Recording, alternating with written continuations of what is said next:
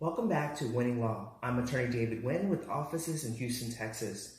And today we're going to go over 5 of the biggest changes to U.S. immigration laws in the last 2 to 3 weeks. The first major change to U.S. immigration laws is the hiring of immigration judges without any experience. The Executive Office of Immigration Review, this is the office that oversees the immigration courts here in the United States. This office just recently sworn in 28 new judges.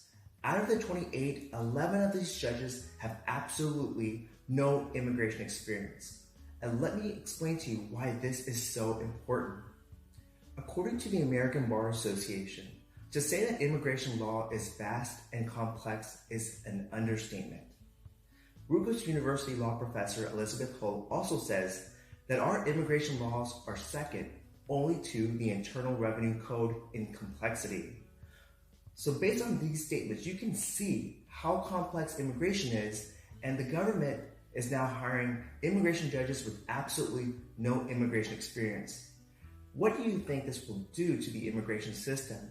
It's going to make a lot of people have issues with their case when the government is hiring people with absolutely no knowledge of immigration or immigration laws. The second biggest change to U.S. immigration laws involved the form I-290B. This is a motion or notice to appeal.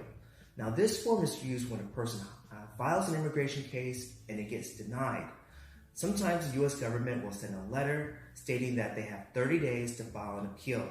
If anyone has actually done this, they will know that the government doesn't really give you 30 days. They send out the letter and it takes 7 or 10 days just to reach you. And once you receive it, you have about 20 days to respond. And that response must be received by the U.S. government in that time. Now, the problem with the new proposed changes, and when I say proposed, it means that it's probably going to happen, is that the U.S. government is now saying that if you submit an appeal, you're no longer able to submit any new documents for their review. This is very problematic because a lot of people don't hire an attorney until their case gets denied. And that's when they know how serious it is, and that's when they hire an attorney.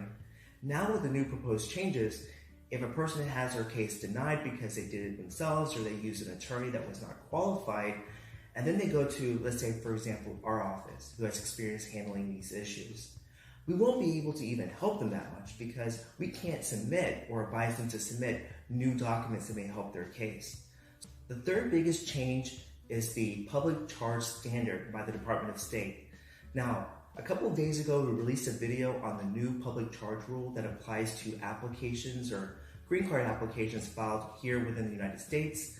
Now, on the same day, the Department of State released their own public charge standards. So anyone that's looking to apply for a permanent visa to enter the U.S. and receive a green card abroad, they're going to also have to deal with the public charge rules. The form is only 3 pages as opposed to 18. However, the documentation is likely going to be the same. So if you're applying for a relative to come over to the United States to receive a green card, you might want to double check all the forms or hire an attorney to help you with the new public charge standard that the Department of State is now implementing. The fourth biggest change to U.S. immigration laws is the creation of an online portal to allow people that are in removal or deportation proceedings the ability to see their next court hearing. So the website is actually very useful. It's very easy to use. A foreign national will enter in their alien registration number.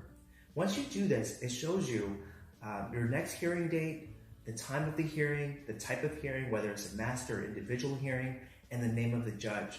Now this is very good because before, attorneys, the only way that we can tell when your next hearing date was when you send us a piece of paper, when you give us a piece of paper showing your next hearing date.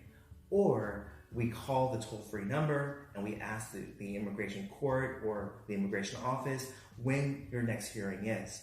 So with this new change, it makes it very easy for foreign nationals and also their attorneys the ability to see exactly when their next hearing date is without having to jump through too many hoops.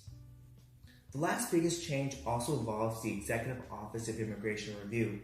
Now, they just released statistics from 2018 and 2020 describing the denial rates of asylum applications. As of December 31st, 2019, in the first quarter of fiscal year 2020, the immigration court denied about 53% of their asylum cases. And out of the amount, only 20% were actually approved. So what does this tell us?